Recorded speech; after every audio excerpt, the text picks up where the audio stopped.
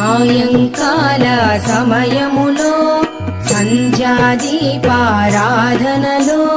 వచ్చును తల్లి మహాలక్ష్మి, వచ్చును తల్లి వరలక్ష్మి. కాళ్లకు గజ్జెలు కట్టింది, మెడలో హారము వేసింది, పిలచిన వెంటనే పలికింది, అడిగినదంతా ఇచ్చింది. సాయంకాల సమయములో సంధ్యాదీపారాధనలో వచ్చును తల్లి మహాలక్ష్మి, వచ్చును తల్లి వరలక్ష్మి.